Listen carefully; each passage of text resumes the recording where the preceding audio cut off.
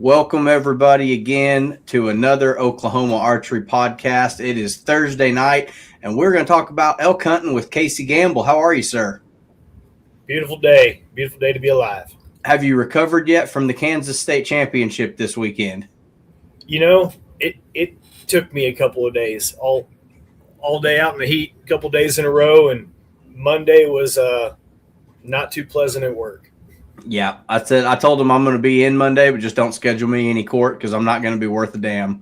So they kind of know Sunday I'm dragging pretty good, but I'm using my vacation Thursday, Friday to take off and get ready for it, and we're going to get it done, man. 3 days of fun in the sun. So for everybody that didn't make the trip, Casey is part of the team that put on the Kansas ASA Championship, and their home range is Salt Hawk Archery in Hutchinson, Kansas. They've had it, I think 2 years ago they hosted state as well. I went up there for that one. Shot a nickel and lost. Went up there this time, shot a nickel and won. So, sometimes it's good, sometimes it's better. You got to go hit them. You can't stay home in July. But all things aside, they've got another event coming up here in a couple weeks that we wanted to. It's kind of unlike anything I've ever heard of before. So we wanted to bring Casey on and talk about this. It's called the Get Western Challenge. And this is going to be for some of you more physically inclined guys. If you're getting ready to go elk hunting this fall, or if you're going, it doesn't have to be elk hunting really. If you're going any kind of Western hunting, this is going to be an event that not only puts your archery skills to the test, but your physicality as well. So, Casey, give us just a little bit of info about the Get Western Challenge coming up. Where's it going to be? When's it going to be? And kind of what can these guys expect coming into it? Well, part of the fun of it is keeping some things a surprise. Okay. But it's going to be August 9th at the Salt Hawk Archery Range here in Hutch. They're just outside of Hutch. I got to stop you right at the beginning here and tell you I can't take full credit for this. We Smoky Valley, before they closed down over in Lindsborg, and they always used to hold the state tournament too. We kind of took over a few things that they did, and people begged us to try and do the Noble also, if you ever made it up for that. But they were doing this. They did it for a few years over there. They called it something completely different. I think they called it the Hunt Ready Challenge or something. But we kind of spun off of the same thing when they quit doing it. But it's basically a weighted backpack obstacle course. You're going through tall grass, up and over trees, deadfall, whatever we can come up with, sandbanks along the creek. Try not to give away, too many things, but there's some obstacles there. Maybe some lunges, maybe some push-ups. If I can find something, even some pull-ups. But things like that. We've got a place where we can do some side hilling. We have something where we can mimic a rock slide, some kind of slightly elevated shots too. I mean, everything's got to be pretty safe out there to do it. But I mean, for something to take flatland of Kansas and try and create terrain to mimic a mountain state, I mean, we can't mimic the elevation. But as far as putting your body through it, we're going to do a good job of that. So the goal here is to shoot your bow with your heart rate elevated. When you're shaking from the top of your shoulders all the way down to your toes, your heart's pounding in your chest, and you got a several 100-pound screaming bull coming in at 6 yards broadside at you. We want to put you through the ringer. And even shooting with weight on you. A lot of people don't recognize what that will do to your shot form. Okay. And so. Yeah, we stretch a couple of them out. I think, 70, 75 is about the most we do, but most people that are going out there are preparing for something like that anyway. So they're shooting 100 yards into a hay bale right now. I mean, it's It's 8:30. The wind has finally stopped, and there's a little bit of daylight. It's not 100 degrees. This is the time they're out there. But they'll listen to this listening to this. Yeah, they'll listen to this driving to work tomorrow, and I hope you get some turnout to it. It's not from Oklahoma City, you're just over 3 hours north. Like it's 2 hours to the Kansas line. You're probably another hour to hour and 10 past that. It's right off the highway, and it's pretty easy to find the range. I'm trying to think like schematics for this. So it's a trail, it's an obstacle course. Are you going to have people out there directing them, or is it going to be like follow the flags? Are you going to mark it? It's more of a follow the flags thing. Okay. And we'll have, the trail marking tape kind of thing every once in a while. It works out better to use some spray paint on the ground. But by golly, we have had people get lost. But man, if you can't follow flagging tape and spray paint on the ground, then you don't belong navigating yourself in the mountains either. You get turned around out there pretty easy. Does it have an Onyx pin to each target? That's the test right now, because I pay for the premium every year, and I still barely know how to draw the line to figure out. Like, I'll use it when we're laying out ranges to see how much distance between here and here. I'm like, that's 322 yards. We could set 30 lanes right in there. I've just now figured it out. So use this as an event to help teach yourself how to do things that you might have to do out in the backcountry. I've thought about that, and literally making it part of navigating and finding your way is part of the challenge. I just haven't quite figured out how to make that work just yet. It's a safety thing, because if they get lost, they're wandering into another. Right. Yeah. So that's part of it. It's a little bit of a lifestyle event. Are you guys planning on having, food out there? It's a trickle start, so it's not you don't have to all be there at the same time. Actually, you do. Okay. So we'll have a shooters meeting. We'll make sure everybody's registered and get there. If one or two people were to register and then trickle in later because they're coming from a ways away, I can understand that. But we normally do. We start like 4 people at a time. Okay. And so we have a limited amount of equipment as far as like sandbags and stuff. So, we're going to provide the weight to put in your pack. And then when you get to, I always call it the end, but it's not the end. It's far from the end. But when you get to the end of the obstacles, we add a 50-pound sandbag to you, and you've got that happy pack out on the way back. The whole course is usually somewhere between 2 3/4 to 3 1/4 miles. Okay. So nothing too crazy, but it's going to be, you're going to put you want to have your boots broke in ahead of time. Yeah. Okay. And if you don't, they will be when we're done. So, no worries. You can drive home in flip-flops with your blisters hanging out. So this is not the first year that you guys have done this. You've done this before out there. I think this will be our 5th year. Okay. And it's starting to kind of take off and grow a little bit more. You're adding certain elements of the challenge to it as you go. So it's growing. You're coming up with some new ideas as it evolves. Yeah. I've had a few people throw some ideas to me. I saw this somewhere else. Is there a way we can make this work? I know what would be cool. Let's make him do this. That type of a thing. And yeah, so every year I kind of try and make it a little bit different. We throw some fun things in there. One year we had a target where you came in and as far as you were asking me about the tape and stuff, each station has somebody there monitoring it, checking the list, make sure you're kind of like, you got marathon numbers on, so checking the list to make sure that everybody gets through the stations. And then you don't pull your own arrows when you shoot. You keep moving. And then when it's safe, the person that's at the station, they go and score your arrows and collect those for you, and you just get them back at the end. But like we had a station where we had a bear set up to the side. So when you came into the opening where the station was at, there's a deer there, and you knock an arrow, and as soon as you're getting ready to shoot, the guy sitting there, points in the direction of the bear and says, "Bear, bear, bear," and you've got like 5 seconds, 7 seconds or something. We kind of put a time limit on it, for you to shoot the bear before he, gets to you. Adjust your slider, reach up, dial it, full draw. on this one was the target before that was like 65 yards or something. Mm-hmm. So if you came in there and you didn't have your head on straight, you weren't going to get a very good score on that bear. Yeah, you get in there close enough. If it's inside 10 yards, your sight tape on 65 might be pretty good. That's a lot of people miss those 4 and 5 yard shots, but hopefully if it's a bear, you're not shooting that with your bow. That's the pull the pistol out of the bino pack, got the old 10 millimeter.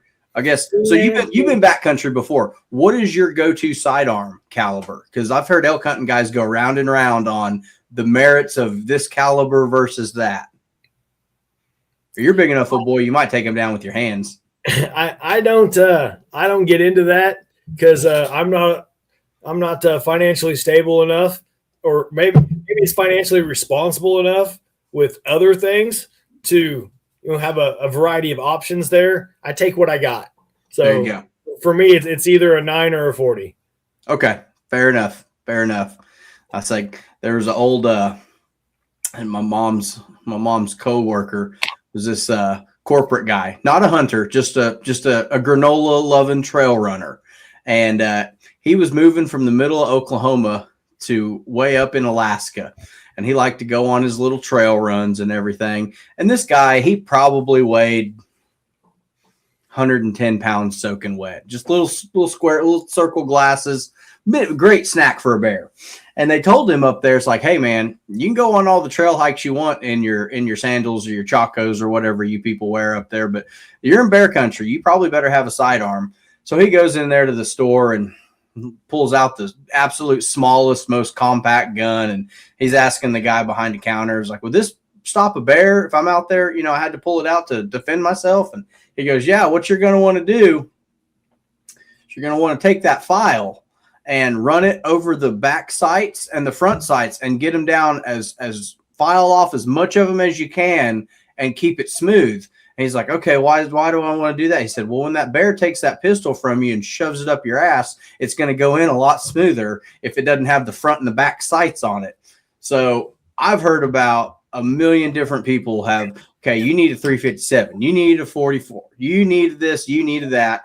And it's like, if there's a bear inside 10 yards coming to eat me, I'm probably just going to roll over. I mean, I'm going to get 10 shots off. I'm not going to guarantee that any of them are going to hit that bear. So it's mostly going to be a loud noise and a flash at that point, because I'm probably going to shoot the first 3 in the ground and 7 of them are going to whiz by his ear. But for everybody that's not affiliated out there, I like to know what people's recommendations are. So as the bear's eating me from the feet up, I can say, man, Casey was right. I should have had that 10 millimeter. Well, I've got a theory, and it's based on a couple of things. So when I was in law enforcement, one of the things that we were trained and we were taught that, kind of where your eyes are at is where, when shit hits the fan, think bullets are going to go. And so, plus you got to think that when that bear's getting that close, you're not going to be looking at anything other than like that mouth open and those jaws coming at you. And it's hard for me to think that people don't just automatically just basically stick that barrel in their mouth and pull the trigger as fast as they can. And yeah, even a bear, if you get shot in the mouth, I mean, you're not worried about killing it. You just want to change its mind about being ready to eat dinner. That's fair. I mean, not saying I've tried it, but it's worth a shot. Yeah, no, it all starts when you think you're stalking a creature and you're actually the creature being stalked. So if you're lucky, you're going to see it coming ahead of time, but that's not always how it goes in the backcountry. And I've heard that when it comes to being stalked, it's more about the mountain lions than the bears. Oh yeah, you're not going to see a cat coming after you. Not a chance. I've seen some big black bears. Had some trail cam pictures of ones that people have argued with me trying to tell me that it was a grizzly, and it's not, but it's a big black bear. He's been in the same area for 2 years, but where I go in Colorado, there's not really a grizzly problem. Yeah, That's what Travis Keith said. That he was like, yeah, we heard some elk bugling. I was like, really? You're like a couple of years ago or last year was a very strange year. They just didn't rut. They didn't cooperate. And he goes, yeah, we started seeing more bear sign than anything, and it just wasn't as much fun when you're not seeing elk and you're seeing more bear sign. It just kind of makes you a little bit uneasy. And I'm like, well, yeah, probably good I didn't go. But I've got some points I'm sitting on, so we're waiting to try to we're going to make a plan. We're going to make a play at it. And hopefully the way they weight the preference points here in the next few years doesn't make it impossible. But that's what happens when you let the legislators write your hunting regulations. They're not outdoorsmen. They're there to make money. And, that's kind of at the expense of the regular working bow hunter. They don't care if you can afford it or not. They don't care if it works for your schedule. They're going to maximize the amount of money the state's bringing in on you.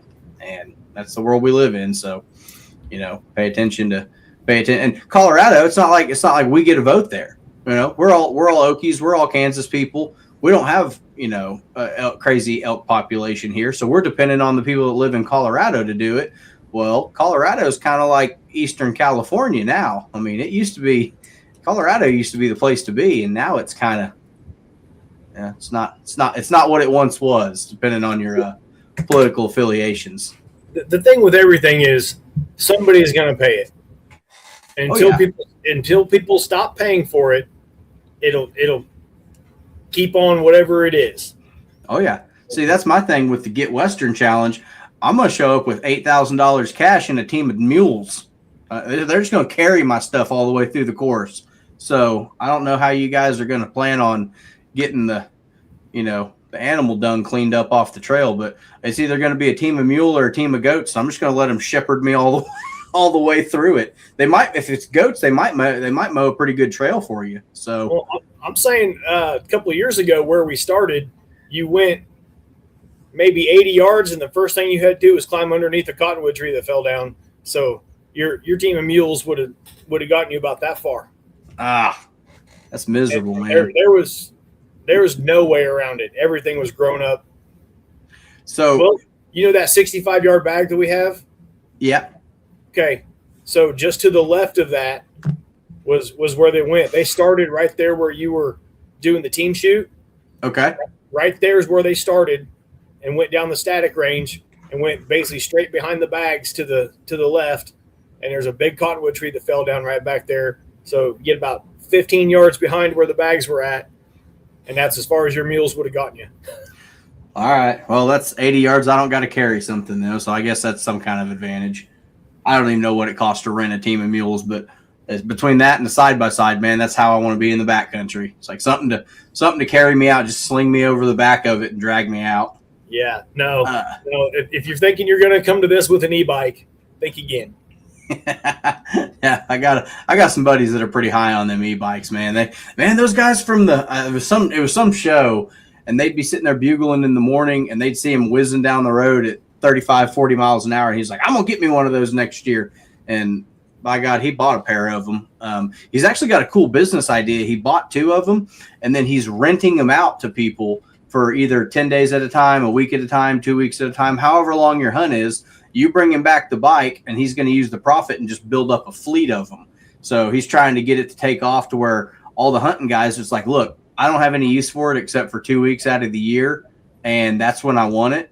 And then I want to give it back to you to store and maintenance and keep up with and all that stuff. I'm like, way to be thinking, dude. Way to be. I mean, if you're keeping honest people honest, I guess it works. But if renting it is cheaper than owning it, how do you keep people from walking off with it? Just throw a GPS in it and have some ironclad language and a credit card to run when they don't show back up with it, I guess. I don't know. I mean, that's what they need an attorney to write that language, don't they? Yeah. Wonder what they can there's a reason I know about it. I was like, I'll trade you services for use of it, because I got some properties that, depending on the way the wind blows for the deer hunting, you got to go all the way around to the other side and come in. It's like you could walk down the center of it, but you're going to blow everything out in the morning. And it's got to where it's like almost a evening only hunt, and only during certain times. And like, it wasn't until a couple of years ago I was a very simple hunter. If I had the day off, if it was Saturday and it was open season, I was going hunting. And now, after hanging out with some guys that are killing bigger deer, they're strategizing, they're sitting around talking about how to put a play on one specific buck. They're like, man, you can't hunt the mornings till at least mid-November. You can't hunt that property in that wind. You just need to, you're going to screw it up. And I've gotten more cautious, but it has definitely, it's affected my hunting habits. You know, they're like, if you can't make a play on that deer, you stay home. You know, you need to have an 80% chance of seeing him and a 60 or better percent chance of getting a shot on him if you're going to risk going in there and spooking him or blowing him out of his bed or not being able to get out in time before he goes and beds down between you and the pickup. So that's something that I've had to learn later in life, because I used to I'd just go hunt. It was just a hobby. It wasn't a mission. You know, I'm after one buck in the woods. I patterned one deer. I'm not going to shoot any. I'm not even going to draw my bow back until I see him inside 50 yards. Like that's the play. It used to just be like, hey, that one's got horns. Look at there. Boom. Hey, look at there. That's a doe. Boom. And let's drag it out. I don't care what's coming in. Now I'm scared to cut a wet fart in the woods because that one deer is going to be behind me and he's going to come in this side instead of that side. And my whole season's ruined on October 10th. There you go. So it's definitely something that like some guys hold it to like a higher standard. Like, well, you just don't do anything stupid and you're playing chess with him. Me, I'm out there just playing checkers, enjoying it. So it's been a learning experience to pick the brain of some guys that have been hunting big deer for years and years. So me, if I don't have a shooter, I'm still going to go hunt. I'm not going to give him a year. I'm hunting on 40 acres and only 4 of its trees. Every time we have a big deer, he gets hit on the highway. You know, if he turns 5.5, he's been hit by a semi truck twice. So we're shooting a lot of 3.5 and 4.5-year-old deer, and it's, you know, it is what it is. But I got a gun hunter on one side of me and a crossbow hunter on the other. So I'll be damned if some kid's going to tag him on youth rifle season before I run an arrow through him on the 3rd of October or the 4th of October. Like, yeah, I get 3 weeks to take a crack at him before anybody else does. I'm going to make good on that. I don't know. It is what it is. But are you, to give us like a little bit of background on you, let's do like a little bit of a spotlight. How'd you start shooting? Was it elk hunting first, or did you start, you know, whitetail hunting, turkey hunting? Did it evolve into this? What's the fascination? Well, I mean, I grew up rifle hunting with my dad. Rifle hunted, through high school and into college. I got a hand-me-down bow from my cousin. My cousins and a bunch of friends were bow hunters.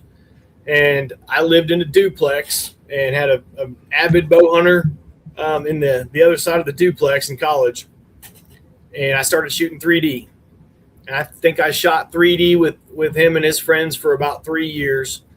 And then, I mean, I'm a pretty serious whitetail hunter.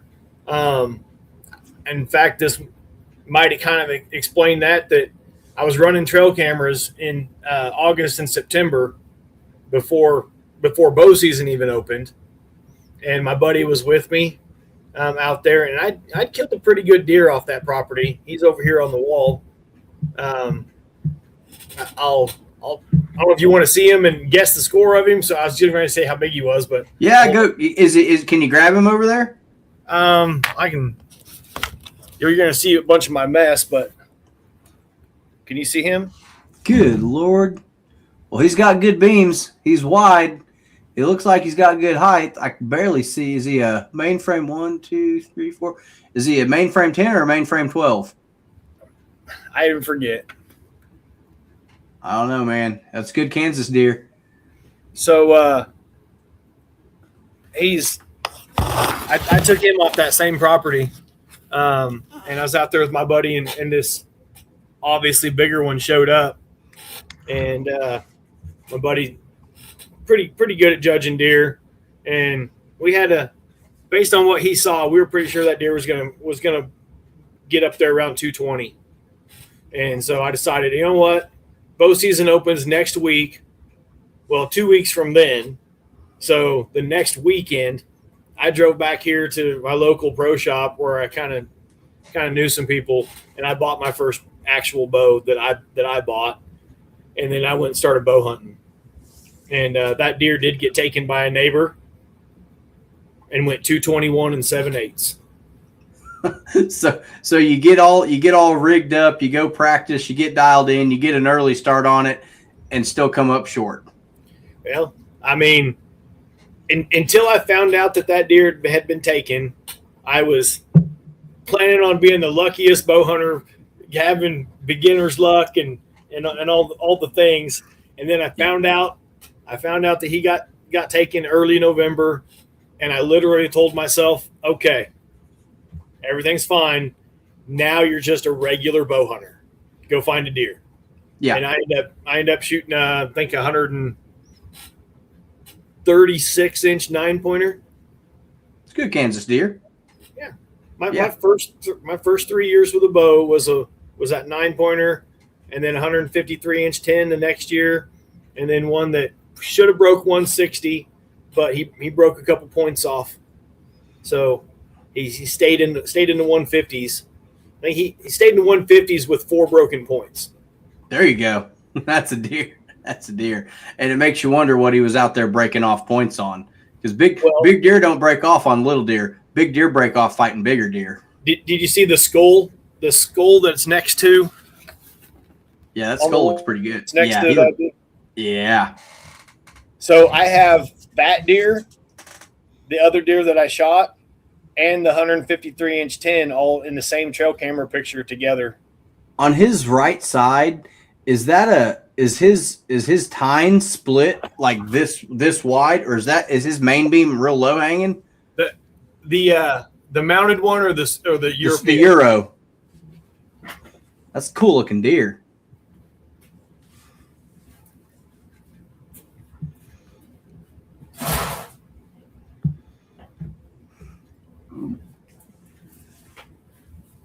Well, what you might have been seeing is I had some sheds hanging on the top of the wall behind him.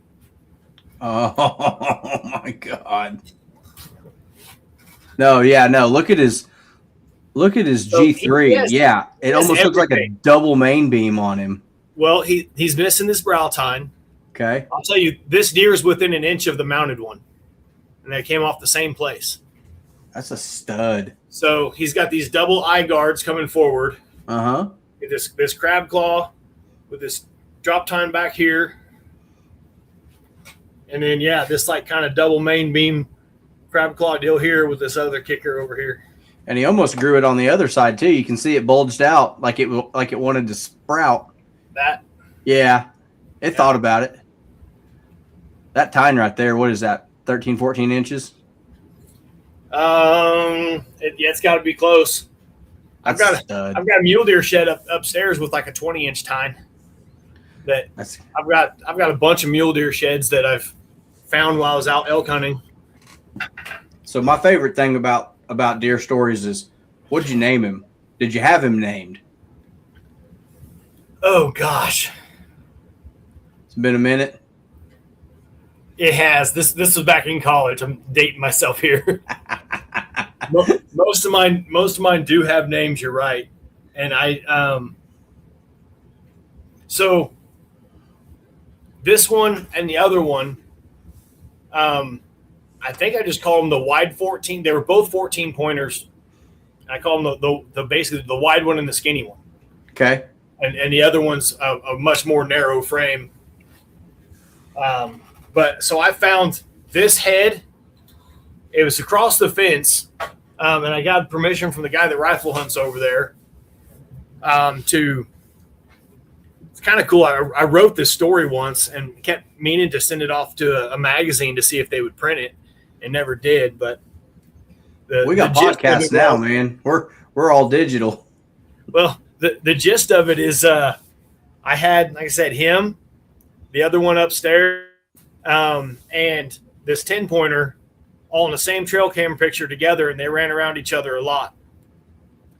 And that year, I shot that 10-pointer. It was my second year bow hunting, so I shot that 10-pointer, and he's also mounted upstairs. And then that spring, on the same day, I found his head and one of the sheds off the other one. And I mean, I was just absolutely ecstatic it's like it sucks that he's dead, but it's awesome that I found him. One of those. Oh yeah. things. And so I went and talked to the guy that bow hunted or that rifle hunted that property that butted up to where I bow hunted, and asked him if it was okay with him that I go talk to the landowner and ask for bow permission. And he said, yeah, go for it. So I did. And I talked to the guy, and he was in a nursing home, and I brought in pictures, trail camera pictures that, man, I've got it over there. You want to talk about some blast from the past. We're going down memory lane. And I'm not talking about trail cameras pictures. I'm talking about trail camera pictures, right? Back when you had to drive up to them, pull them. With the homemade camouflage. I don't know if you can tell that, but it looks good. Electrical tape over all the lenses and everything, and get out the rattle cans. Oh, yeah. So, anyway, printed off on an actual computer printer, printed off the pictures, went into the nursing home, gave my spiel to the guy, and he said, you know what, young man, on one condition, that when you get him, you bring him in here, and you at least bring me pictures to see. So I went to hunting. I went after him. I ended up getting him. And I think that the very next day after I went to get him, I took pictures, and I went into the nursing home to show that guy, and he passed away like the day before or 2 days before that or something. I actually know it. It's in my notebook that I wrote the story in. But it was within 2 or 3 days of that guy had passed away. And he probably is the one that helped me get that deer on his feet and bring him out in front of me. Yeah. But what happened to the property? Does kids get it and sell it off, or? I know that it sold. That's about all that I know. Yeah, that's the way she goes, man. That is hunting ground 101. Get him and hope he's in good shape, and you can get 10 or 15 years out of it. But they're so excited about somebody wanting to actually do something with it that people are worried about it being an imposition. It's like, no, man, just go get a relationship going with him.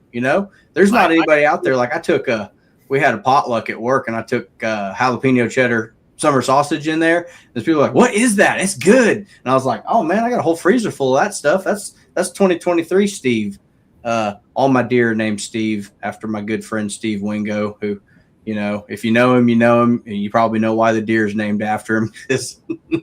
He's an interesting fella. But yeah, it's 23 Steve, 24 Steve, 25 Steve, and it's usually the biggest one in the woods, the one I'm going after. But I've had 2 years where I've got a little excited and shot Steve's little buddy. It came out first, and here he is standing behind him. Like, I knew something stunk in that ground blind. I had a feeling about that. And he's standing out there seeing me shoot my second deer of the year. And I'm like, great. Now the buck I'm after is educated. What have I done? And, when you see horns coming in and you think this is happening and you get your bow drawn back, man, I'm likely to kill something. And it's usually not the right deer. It's happened 2 years now. I think 21 and 24, 22 and 24. What year is it now? It's 26.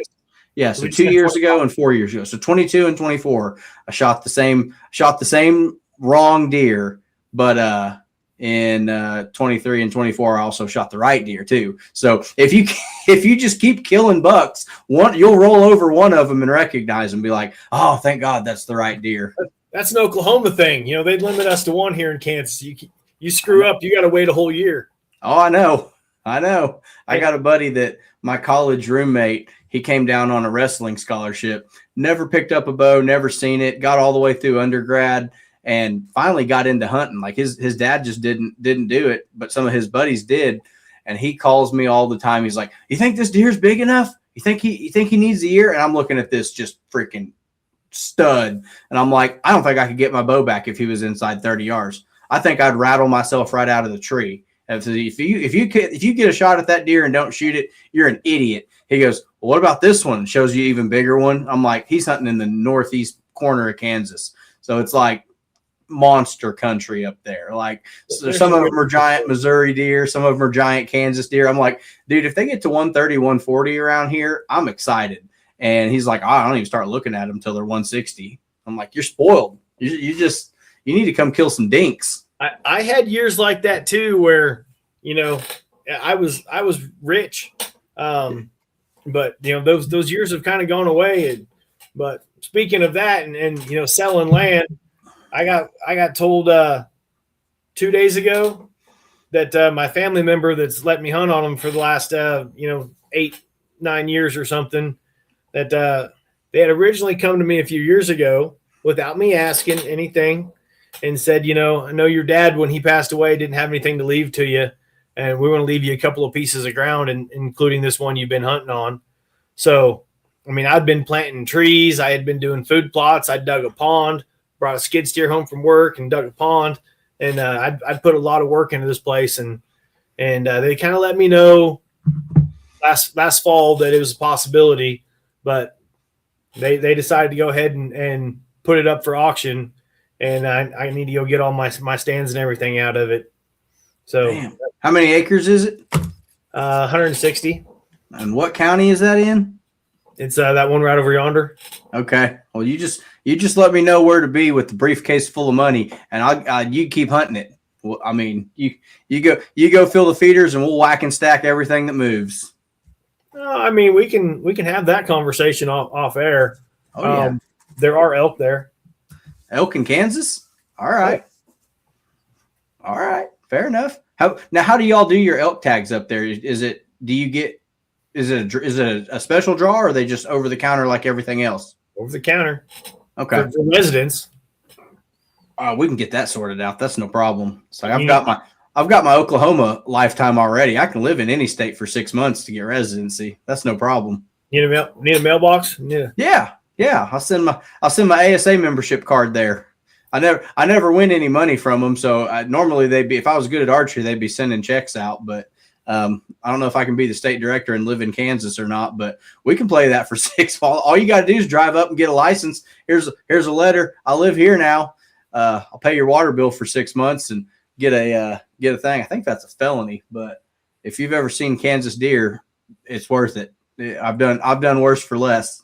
The funny thing is, I did the same thing, and I never ended up moving. I hadn't made up my mind yet, but a gal that I was dating was moving from Wichita to Oklahoma City. Yep. And we were talking about moving together, and so I was like, you know what? Legally, before I ever even have this conversation with you, I need to apply for my lifetime hunting license in Kansas. And after it's been accepted, then we can have a conversation about it. That still doesn't mean anything. And application went through, conversation was had. I stayed home. You just needed to get a forwarding address down there, man. That's all you needed to do for 6 months. And I don't know what they're up to now. I think they're about $1,200. When I got mine, it was I was about 7 months old, and it was like $495. So my dad got me mine. He was like, "Yep, you're gonna hunt and you're gonna fish, and if you don't like it, well, you can learn to like it, pretty much." So. Because they kept going up. They passed a bill where they capped them finally a few years ago, but I think it's $1,000 or $1,200, which is still, you get deer tag, you get turkey tags, you get elk tag, you get bear tag, you get. I don't think we have antelope. Maybe antelope. I'm not sure. I don't go out west very often. But there might be some in the Panhandle. Yeah, I know they're out there. I just don't know if it's part of my lifetime season allotments or not. If I'm going to go antelope hunting, I'm going to call my buddy Justin Parrish. He's a guide, the Los Cabrones out in Texas and not Texas, New Mexico. He lives in Amarillo, but he goes out west further, and he'll put you on some goats. You could try it on your own out in the Panhandle, or you can call a buddy and make it worth your time. I definitely want to go get a goat. You met him. He was the guy that came up and won K40, the big bearded guy. He shot Saturday. I know who you're talking about. Yeah, big old. It looks like half a Sasquatch. I can say he don't listen to this podcast. He's like, Cooley, I don't listen to that thing you put out there. I was like, why? We're talking about you half the time. Sandbagger shooting in K40 at 45 years old. Hell's the matter with you? He's gonna have to move up now. Done took a buckle home from Kansas. He's coming up to K45. Or we love fresh meat in K45, but guess I'm moving out too after winning. See, it's been 5 years since I won my first buckle in Kansas and moved out of 40 to 45, and now I'm moving out from 45 to 50. So it seems like every time I go to Kansas, my competition level increases. I'm gonna have to quit. Doing that. But y'all run such a good program up there. I want to come see it and be a part of it. You'll have to give Jessica a hard time. She said something the other day. I finally realized what she was doing. She said something about the gal that won the women's is going to have to move classes because she won twice in a row. And I was like, did you ever move classes? She just smiled at me and said, nope, I just win every other year. And every other year I don't compete. Yeah, the national offices, some states do and some states don't. There's all kinds of circumstances. Like we had 2 girls competing last year in women's known 40. And one won Kansas State, one won Oklahoma State. And when the shooter of the year race was done, they were within a couple points of each other. Well, you got to look at the division above where they're at, women's K45. They didn't have anybody in there. It was an empty class. And you had, 6, 7, 8 girls shooting in women's K40. And I'm like, I don't want to force you to move up into a class that there's no one to shoot against. Because, no one's challenging you. You're shooting against yourself every week and at the state championship. That's just not. It doesn't make sense to have a lack of competition, and nobody blew it away. Now, the girl that's shooting K40 this year that's leading shooter of the year, she's got 100-point lead going into state. And I talked to her husband earlier. She's already planning on moving up probably to shoot in the men's division next year because there's nobody that shoots women's K45. She's like, I'll shoot against the boys in K45. I want to see what I can do. I'm like, all right, go give them hell. I mean, more power to you. But so when you didn't have them move, did anybody that was below them raise hell about them not moving because they wanted a chance to be able to win their class and they wanted the higher competition? I've only been doing it 3 years, and if they won either state or shooter of the year and there was a class above them, I moved them. And that was just what nationals told us to do. So, I mean, I haven't done it any other way. But if you're in super seniors and you're not old enough to go to master seniors, you're not going to make them move down from the 60-year class to the 50-year class. So there's certain ones that are age restricted, like the kids, youth and young adult and stuff like that. You can win it every year and you just age out because it's the class is defined by your age, not your skill level. But if you're in K40 or K45 and you win, yeah, you're going to move up to the next level. It's just got to keep them moving, got to give everybody a chance. And you can go from being a big fish in a small pond to a small fish in a bigger pond. And now I've done it to myself now, and everybody's chuckling about that because some of them guys, they don't like being told what class to compete in. They like to, most of them move up on their own, or they're like, hey, I'm going to go try to judge yardage instead, or I'm going to go to, going from pins to a long bar and lens. So you can move laterally, you can move up, you can go from known to open yardage, all kinds of different stuff. But a lot of them will move themselves, and sometimes I'm just like, well, them's the rules as I read them. If you don't like it, you can call the guy at nationals and talk to him about it because that's above my pay grade. So some of it's not fun carrying that water, what you realize is hey, it's just marching orders. I'm just telling you what they email me. But that's the point of the game, is to compete and to win out. So it's when you win out, you win out. It's time to go. It's like getting called up from AAA to the big leagues. Hey, you're only getting called because our pitcher blew his UCL out yesterday, but hope you're fresh because you're starting tomorrow, big dog. Get ready. Just great. Thanks for the notice. Appreciate that. So I don't know. It's fun to see. It's a fun conversation to have because you want to be proud of them and they won and that kind of stuff. But absolutely, yeah, that's the we're here to compete, and a lot of people. They're only coming to compete. Me, I like the crowd. I like seeing all my friends. I like seeing my friends shoot good. I like seeing new people and answering their questions and getting them hooked. But man, there's some guys that they're just there because they hate losing. And I'm fascinated by that because I know at the end of it, when I'm shooting my bow, the only person I'm competing with is myself. If I do everything right, I know that I'm gonna make a good shot and it's gonna go there. And if I can pull that off 20 or 30 targets in a row, you're never gonna catch me. But there's guys out there that think, it's they get the most satisfaction out of it from beating their competition. And I'm like, I never thought of it that way. I just want to beat the guy holding my bow. That's it. Well, and I don't even know why you even worry about that. I'm in archery tournaments. I beat myself every darn time. Yeah. So in one way or another, I end up kicking my own butt. Yeah, that's what I'm saying. There's no playing defense in archery. Hey, I just remembered something. I wanted to spin back towards the Get Western Challenge for a second. Yeah, tell them how many shots it is. Tell them about the. Well, okay, so it's usually either 5 or 6 targets to shoot. Okay. And that is as a quiver. We kind of talked earlier that you don't get your arrows back until we're done. So it's more or less a quiver restriction. So I mean, if you have a 5-arrow quiver, and we'll let you know ahead of time. But you need to find a way to carry a 6th one. But that's it. We're not going to push it any further than that. Okay. But the thing that it reminded me is I saw that pack over there in the background. I actually have some of the prizes that I've got lined out. That's not all my personal stuff. So I was kind of wanting to show some of the prizes and stuff we have. Of course, we have cash for first, second, and third. I always leave some wiggle room to move prize packages around in case we can get 5 women. If we can get 5 women to show up and compete at this, then I'm going to move some prizes around so that we get a decent prize for first place women's. So I always leave because we're always trying to grow the sport. I know plenty of women that actually go out and elk hunt and do some of that stuff, but just have a hard time getting.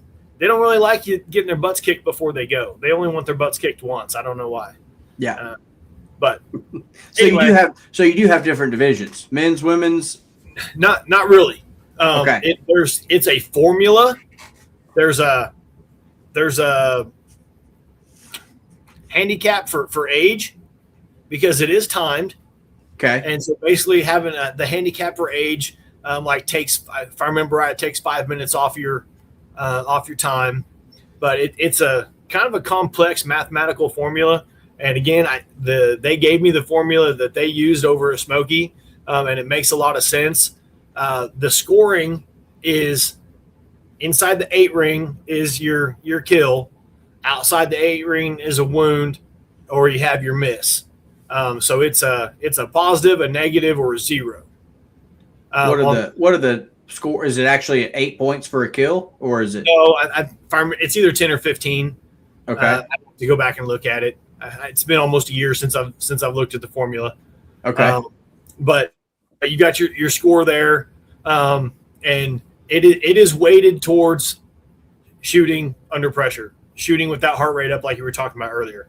I tell you what, however many years I've been doing this, 4 years, I have never shot a clean course, and I'm the one that builds it. Fair enough. I kick my own butt, and it's not very often that more than 2 or maybe 3 people even shoot a clean course, and most of the time it's maybe 1. But anyway, it's a formula. It determines the actual winner. It's not just a race. It's not just shooting. It's a combination of both. But we've got the Yeti cooler down there, and then that box is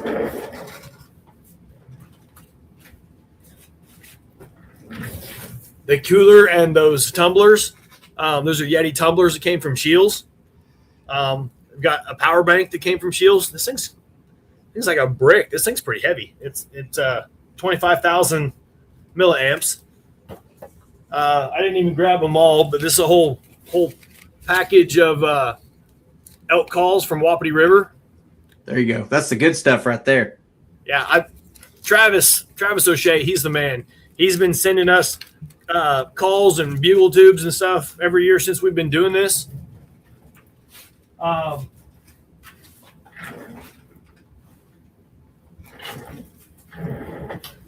familiar are you with Muley Freak? Pretty good. I know a lot about him. Got the whole gamut of apparel. Oh yeah. Man, there's one here in the back that when he sends me this stuff every year, there's one that it's hard not to. Well, you know what? We don't have to put all those into the prizes, but oh yeah, man, check that out. It's pretty slick, dude. And most of theirs are flat brims. I'm not really a flat brim guy. I kind of like this one, And I picked this one up from the deal last year. Oh yeah. Somebody else won it, and then I traded them for it. But man, this one is a curve bill. This thing is sick. But these two are my favorites out of that whole stack that they sent us. But we got a whole box of T-shirts and stuff over here from Muley Freak. T-shirts, long sleeve. But this is their brand new pack that they just released. They sent one of these to us. Oh, it's I don't know if you can tell with the light, but it's that Ranger green. Mm-hmm. But this thing's pretty. It's called a cheat code.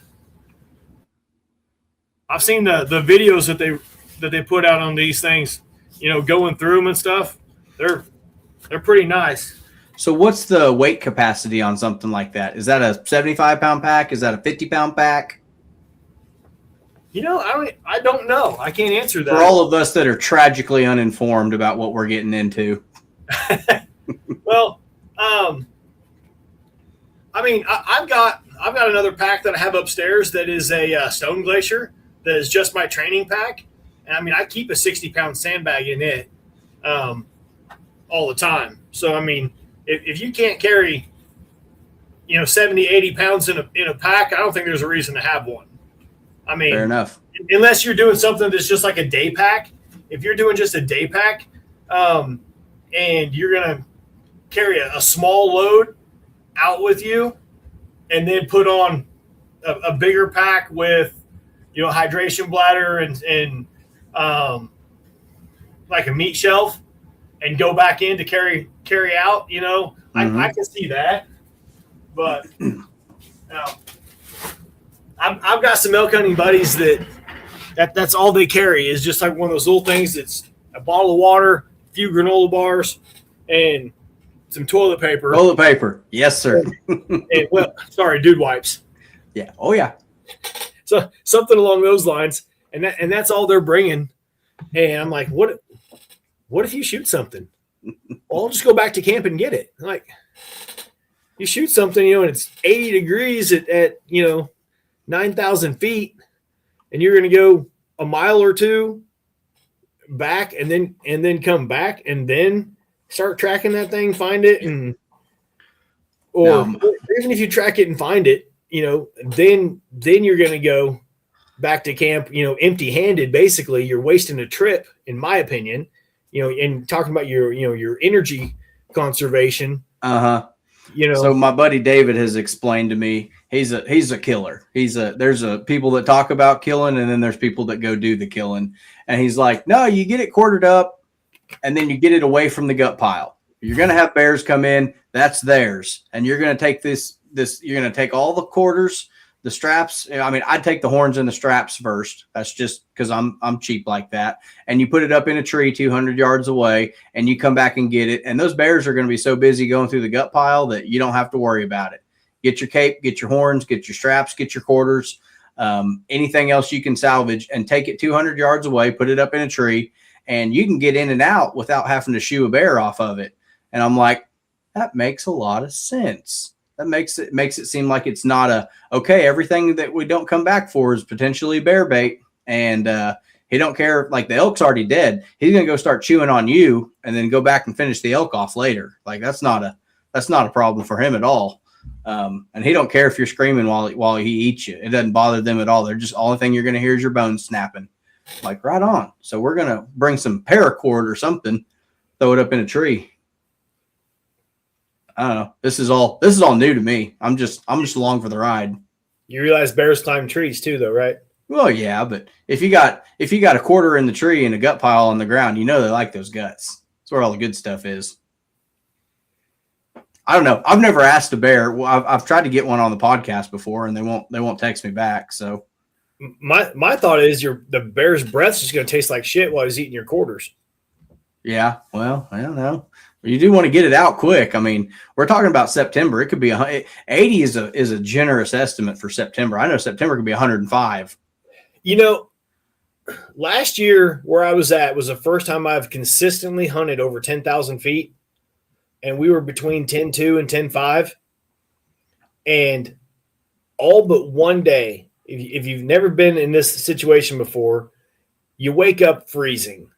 You wake up and you reach out from under your blanket or sleeping bag, whatever you got, and turn on the Mr. Buddy heater and try and start warming the tent up so that you can have some type of motivation to get out from the damn sleeping bag.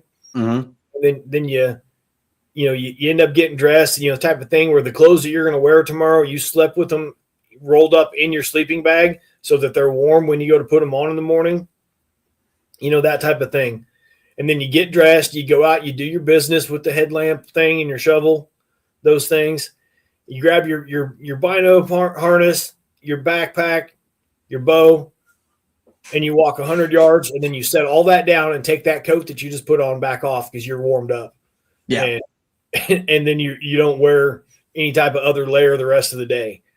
This last year, hunting over 10,000 feet, I think I took my coat off 1 or maybe 2 days on a 12-day hunt. I hunted with my coat on all day long. Coat with the zipper under here, and the breather to breathe. I mean, when I got warm, I unzipped that, pulled my zipper down to my bino harness, and I was fine. And I would walk a little ways. I did a lot of slow stalking and stuff as I was hunting by myself. I'd cut a track or something and start moving through the dark timber real slow, and being that high in the shade. If there was a breeze, man, you were hoping you didn't sweat at all, because if there was a breeze, it chilled you out quick. You were zipping right back up. Be good. Something to look forward to. Not dying in September.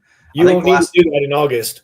Yeah, in August down here, you won't need to zip your armpits back up. I promise. No, it's gonna. Yeah. So when guys show up to this, because I do not wear shorts. Yeah, I would say I make fun of them. I see them at TAC all the time. They're in their first light. They're in their $2,000 worth of Sitka running up and down the mountain, and I realize they're playing a different game than me. But if I would have been running around a fun shoot in my good hunting camo, my dad would have tanned my hide. All right, that goes in the scent bag. Bag goes in the air tote. It's good till next year. You don't get out and run around, change your oil, pump gas, sweat in it, smoke cigarette in it. None of that. It's, we're trying to beat their nose. And these guys, it's like dress rehearsal for elk camp. I mean, they're in full. I've seen them shoot a TAC event in a head net. I'm like, dude, it's 100 degrees out here. Like, what are you doing? He goes, it's going to be mosquitoes, man. Got to learn to shoot my bow in it. I was like, I appreciate your level of dedication to this, but you're wearing $2,500 worth of camo at a fun shoot where you're shooting 100 yards through the trees and no one's hit a target all day. So somewhere in between, there's a reasonable level of prep, and then there's just being goofy. And I don't know where to draw the line. There's a comfortability level too. Because, yeah. I mean, if you didn't notice when I stood up, I'm wearing cooties, but I'm wearing solids. Yeah. So, and this is actually what I wore on a roof today. So, it's hot on those roofs, I work for a roofing company. I do inspections, and I'm still not used to wearing tennis shoes at work after years in construction. but my coworkers and stuff, they look at me when I unzip the side of my pants and, wiggle my legs around and get some breeze through my pants and cool myself off a little bit. They make fun of them, but at the same time, they're like, I wish my pants had zippers on. Yeah, you can take that zipper's 14 inches long. You can turn a pair of long pants into almost the temperature of shorts without the sunburn. So something you gotta think about beating the elements. And mosquitoes. I mean, I'm still a little red from the event this past weekend. It's like, did you go to Arkansas or Kansas? It's like, you should know by the sunburn on me that I went to Kansas because Arkansas's got a little bit more trees back there. Hey, something else to be aware of. You talk about going out west is when you're up in elevation, it's gonna feel the same, but you're so much closer to the sun, you get burned a lot faster. You're gonna fry, baby. You're gonna fry. So, I know. My dad went and it had all burned off a year or two before, and he says they were on top. They were camping on top of the little opening, and it burned off all the little underbrush that you'd want to get underneath, and it was just roasting in the tent midday. Hunt them in the morning, hunt them in the evening, go try to take a nap midday, and it was just too miserable just laying in there sweating, getting roasted. I was like, man, you sure are making it sound fun. Makes a guy want to go to this. He's like, oh, no, you'll love it. And if you listen to the podcast and stuff, I mean, a lot of the elk are killed in the middle of the day, Yeah. I mean, how often do you have deer? I'm just going to jump over. How often do you end up seeing deer moving in that 9-10 o'clock in the morning time frame? The 10 to 2 window has been productive for me many years. Many years. It's the same thing with elk. You know, they kind of get an idea. They hear the side by sides. They hear the bugle that they were curious about stopped bugling, and then it was 3 guys talking and walking, breaking sticks as they were going back out because the bull didn't respond or didn't show up. So that bull was there. He was just sitting there listening to him the whole time and thought maybe he would go check him out. Once his cows are asleep and chilling, he was going to go up and check that other bull out, but they stopped bugling and started talking. And he's going the other way, and nothing to stop him. He ain't slowing down for the county line, the state line, nothing. They're moving. Probably not, honestly. When that happens, and I'm talking 100, 200 yards away or whatever, even further away. That bull's educated. He knew that was a hunter up there, but he's just going to sit there and chill with those cows. He's going to let them walk by and not say a word. Fair enough. Not until they're downwind and getting closer. There you go. So circling back to some of you got cash prizes. You have door prizes, all kinds of gear to win. Do you have a list of sponsors there that we can shout out before we hop off? I think we're right at about an hour. We were thinking we were going to go 30 to 35 minutes, and we're going to be at an hour 5 before we wrap it up. So go ahead and get your sponsors out there before we forget them. We got to show them some love.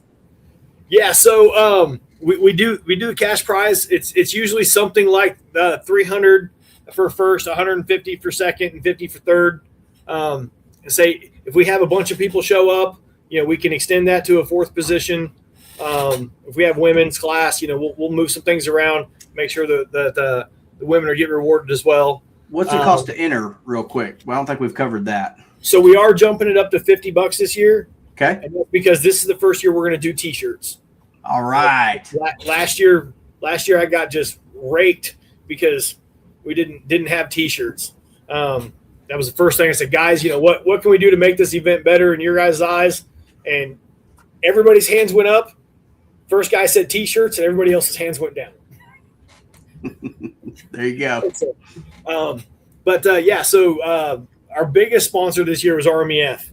I finally got some stuff put together with them and got some money from them to help buy some things. So RMEF, huge support there. There's some stuff out there. The high roller target and a few other things. Beast broadheads. I did not realize how expensive broadheads are getting. Oh yeah. I haven't had to buy any for a while, but holy cow, they handed me that pack of Beast broadheads and it was $100. I had to go use the little boys' room. Anyway, those are from Diamond Archery over there in Wichita. The elk calls from Wapiti River. And then I said the Foundation Outdoors. I think it was Tyler that I was talking to. I met at TAC. Man, they got some good food. They gave me some. They almost were like croutons, but they were freeze dried cheese. All right. Like cheese curds. You pop them in, start eating them. You crunch them a little bit, and it's almost like eating Cheez-Its. There you go. You don't want to be in the same tent as me after that. I'll tell you that much. So, pumpkin. You ever had pumpkin cheesecake? No, I don't think so. Little squares, pumpkin cheesecake bites. All right. Yeah, we get bougie on this elk hunt now. All right. I had more than one of those, but they had. Are you smoking your own supply over there, or is there going to be some left come August? I haven't had any since then, but I need to. This might be the first year that I don't go elk hunting, but if I did, I was definitely going to check out them at Foundation Outdoors and try and get some of their meals because I'm not dedicated to anybody. I've done the Mountain House, I've done the Peaks, I've had a couple other off brands that I like them, but you get excited when there's a new menu. I had the same beef stroganoff for 4 years in a row on the mountain, and eat that for 3 days, and but they had a bunch of I don't remember what they were. You go online and find them, but they had a bunch of different flavors that I had not heard of before, and it looked pretty good. If that stuff was anywhere near as good as the samples that we had, it's fire. Check them out.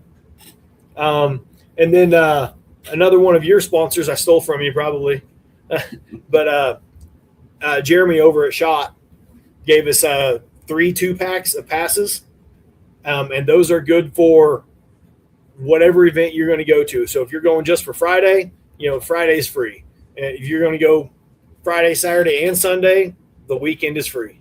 So that's 3 2-packs of passes we have to give away too. So that's the majority of what we've got for right now. I love to get a bunch of little stuff like the elk calls and things. So once we get past first, second, and third, then we kind of try and give everybody a chance to come up. That's what the T-shirts, the hats, all the other stuff. And we've got a handful of other items from Diamond. They threw in some hats and things like that, T-shirts.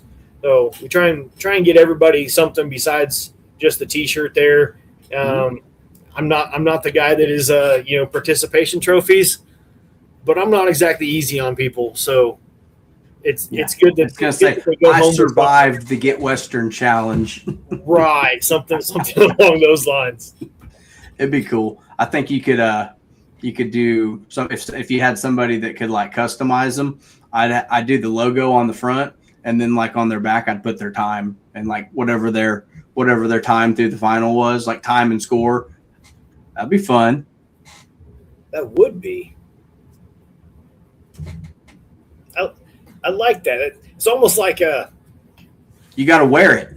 You got to show everybody. It's yeah, anybody can show up and I participated and got the T-shirt. It's no, I did it in a minute 22 flat and won it. It's okay, well, I took 6 hours and cried. So what do you want me to do about it?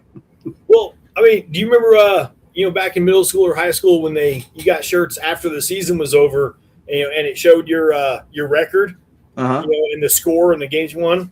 Yeah.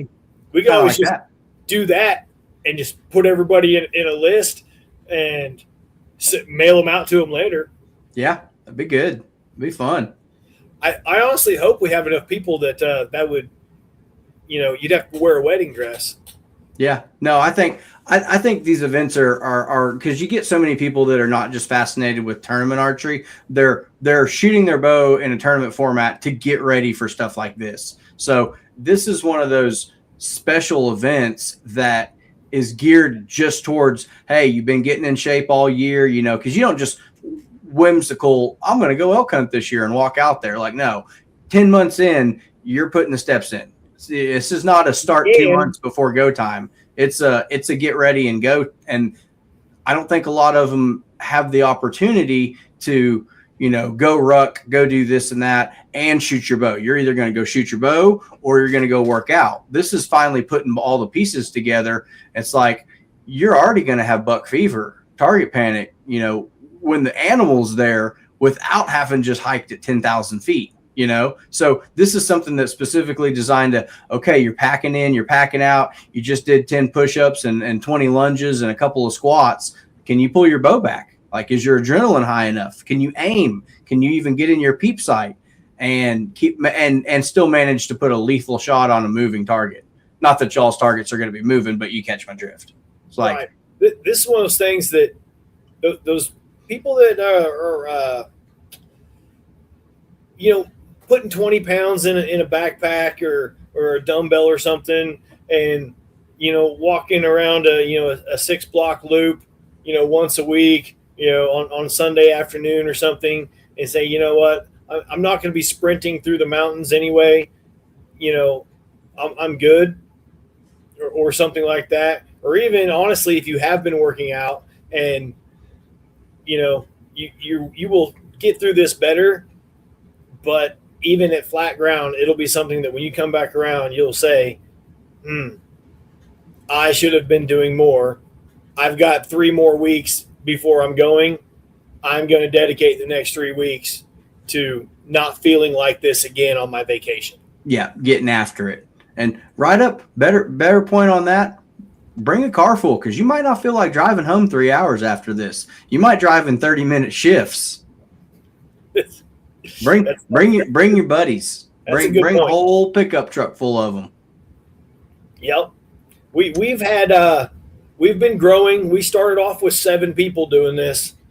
And the last couple of years, we've been right up there in the high 20s and 30s in there.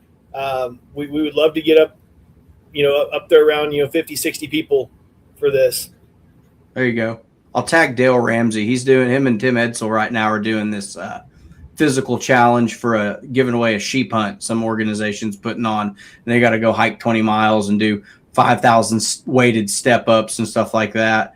That's I can't remember. I don't know if it's Mountain Ops or Mountain XO or what it is, but I'll tag him. He's off of Facebook. It's so intense that he's off social media right now. But him and Tim are getting ready. He goes, "Hey, if I win, you're going to come film. If you win, I'm going to come film you." So either way, they're both going if they win. But you got to get through like 8 or 12 weeks of like physical challenges, and that eliminates people from the drawing. So that guys like that are training for that, this is a chance to do all that and shoot your bow at the same time. So plan on August 9th. If you're not out in Pennsylvania at the Shot 3DX, that's their Denton Classic.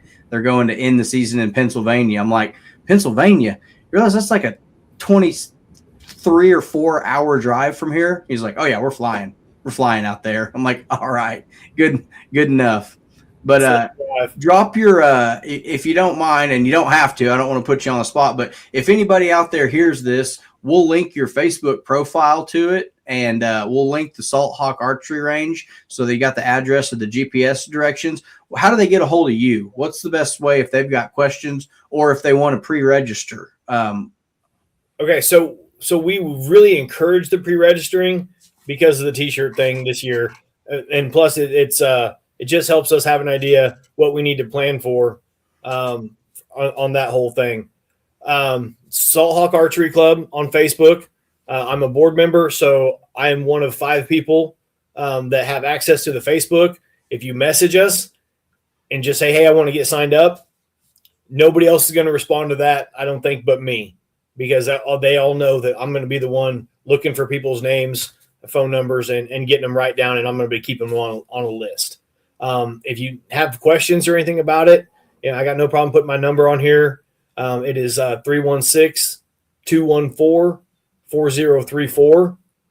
But since I'm working, 17, 18 hours a day, it's best just to text me and let me know that you have a question that requires a phone call, or if it's a simple question, just go ahead and text me the question and tell me who you are. Or I'll get back to you when I can. There you go. So August 9th, be there early, bring a buddy, get ready to have some fun. You don't have to bring 6 arrows max, full quiver. I'd bring just in case, because we got the range there to do some practicing and stuff. If I've got somebody that'll kind of monitor it for me, we're trying to do some other fun things like run a vacuum that blows like ping pong balls up and stuff. So there's a lot of camaraderie and people just talking, and while you're waiting your turn to go, because what we typically do is start 4 or 5 people out. And when they get to a station that's halfway through, somebody radios back to us, lets us know that all 4 or however many people there is made it halfway through the station or made it halfway through. So then we start the next group. There you go. Yeah, and then you've got the people coming back, and when all 4, come back, then we get another group ready to go. Well, don't start them too early in the morning. Wait till it gets 95 to 100 degrees. Like, let's not beat the heat here. Let's make it suck. In general, it takes between 45 minutes and an hour and a half. That's typically your window on how long you're doing this. So when we run 5-6 groups of people, they're taking, on average an hour. It's long enough. There you go. It's all you want and then some. Right. Well, we got to clean up after we're done. Well, Casey, I appreciate you coming on and telling deer and elk stories with us. I hope this event continues to grow. You got a great venue. You got a great team of people there that help you run it. I've been there twice, both of them's for ASA, but I'm looking forward to seeing you guys branch out. And if this was anything like the No Bull, they were giving away bows and everything else at that event. So I know a lot of people were sad to see that one go, but you get the chance to pick the torch up and just keep running with it. So, keep coming up with new ideas. And that's kind of been the theme with the ASA. It's like, well, what's new? What's going to be new this year? And it's like, y'all hate new. I got to explain it 10,000 times to 10,000 people, and none of them get it. And they just give me this blank stare like, what's this idiot talking about? I'm like, no, it's going to be awesome. We're going to have a team shoot. It's going to be great. And like, it's going to take forever. It's going to be 100 degrees. You're going to love it. And they're like, oh, okay. Yeah, I'll play along. It's like, man, just come out, bring your bow. You're not going to regret it. It's going to be fun. And it's the middle of August. What are you doing anyways? I mean, I don't think season's open for anything. All you're supposed to do is sit there and mow the grass. It's too hot to fish, and ASA archery's done. So y'all come out, get in contact with Casey, pre-registered. Save me an extra large T-shirt. If you got extras, I'll take one. I don't know who's making them, but I like to get a T-shirt like I was there. I'll give one to you when you get there to register, man. I might rig up the old. That one's a 30. That one's a 35. That one needs a little bit of work right now. I've got my 33 ordered. I got time. Yeah, if I have time, yeah, but I got to go do state championship this week, and then I'm going to take a long break. I'm going to take a very long break. I do have my hunting bow ordered soon, so I'll get to set it up pretty quick. The only problem with that one is I put the verifier in it last year, and then I had LASIK, so I got to basically start over. And I've changed my draw length a little bit, and I'm going to go probably to a 1-pin slider. So we got some changing to do on that one. And I think instead of tearing it down and starting over, I'm just going to transfer it all over to the 33 and go just a little bit shorter axle to axle this year. And we'll see. If I got to crawl under a tree with it, that thing's too big. That's a big old long sumbitch. And if anybody's kind of wants to feel this out, I know that some of the people that have volunteered in the past have already let me know that they're going to be out of town on family vacations and things like that this year. We're still taking help for people to volunteer. Sometimes it's people that come and compete, and either before they compete, they run a station for us for a little while. Then after somebody goes through and they cool themselves back off for a little bit, they go swap them out, and we got to kind of take turns rotating through some stuff. But we'd love to have participation or volunteers come out and give us a hand. See, that's the strategy right there. Figure out what the score to beat is. Yeah, you're going last in the heat of the day, but if you know an hour 22 minutes is leading it, you know how much you got to pace it, just like a marathon runner. So I always try and tell people that unless we get like a group, like of 4 or 5 people that want to go together, that all rode in the same car or whatever, that with the exceptions of squeezing groups in, I make my heats, basically kind of what it's like, but I make the heats in order of signing up. So you sign up earlier, then you're going to get in those times when it's a little bit cooler in the day. So what about people that are like me, that are in terrible physical shape? Am I going to slow my group down, or are they free to leave me in the dust? Oh, they're encouraged to leave you in the dust. There you go. Okay, so I'm not gonna, depending on who's in your heat or your group, you're not gonna hold anybody up. It's just get and go. Right. Okay. Just making sure. By the time you get to the second station, people are usually pretty spread out, and if there's two people who are kind of close together, they're pushing each other, but they're running away from the other people in the group. There you go. So this is kind of like a warrior challenge. You're gonna have the fat, out of shape guys in the back, just taking in the sights, man. Yeah, I mean, and there are definitely people that come and do it, and they walk the whole thing, and that's fine. We just need to. You're not going to win, but it's still a good experience. No, absolutely. I mean, it is, but that's the goal, is when you get to the targets to be able to make the clean shot. I like it, man. Well, Casey, thank you for sitting down with us, man. I think this is going to be a fantastic event just north of the border. And what we're going to do is we're going to put the link to your profile on here. We'll put your cell phone number in it, and we'll link the Salt Hawk Archery Facebook page, so y'all can send him a message. Get pre-registered. Shoot this thing in the morning before it gets hot. All right, man. This has been fun. I appreciate you having me on. Man, we were worried about going 20 minutes. So we're at an hour 20. Yeah, and then there was that half hour of us just shooting the shit before we started recording too. Yeah, we got halfway down memory lane, and I was like, let's hit the go button, man. That's what Dave always says. He's like, hey, this is good. Let's hit record. And it's like, yeah, just let it flow, dude. But y'all be good. Go register for state. Come see us next weekend. Go see Casey on August 9th at Hutchinson, Kansas. We'll see y'all on the trail.